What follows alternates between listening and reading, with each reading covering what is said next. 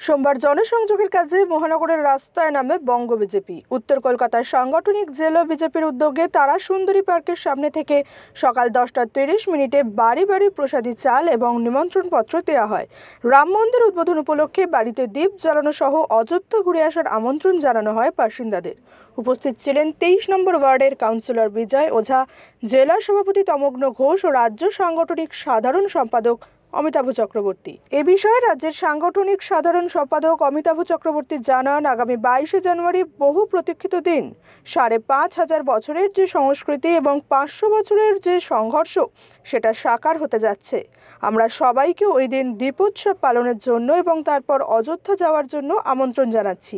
আগামী 22 তারিখ 22শে জানুয়ারি বহু প্রতীক্ষিত দিন।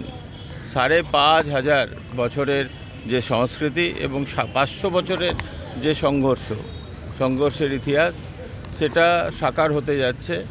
সেখানে রাম মন্দির তৈরি হচ্ছে। 22 তারিখে সবাই যেতে পারবে না, আমরা সন্ধেবেলা দীপোৎসব পালন করব সব বাড়িতে বাড়িতে। 22 তারিখের পরে সারা ভারতবর্ষের প্রত্যেকটি রাজ্য থেকে ট্রেনের মাধ্যমে আমরা যাদেরকে আজকে নেমন্তন্ন দিতে যাচ্ছি যে আপনারা আসুন রাম মন্দির দেখার জন্য, তো সারা ভারতবর্ষ থেকে রাম মন্দির দেখার জন্য যাবে। তাদেরকে আমরা যাওয়ার জন্য বাকি সেখানে থাকার জন্য সমস্ত ব্যবস্থা করব।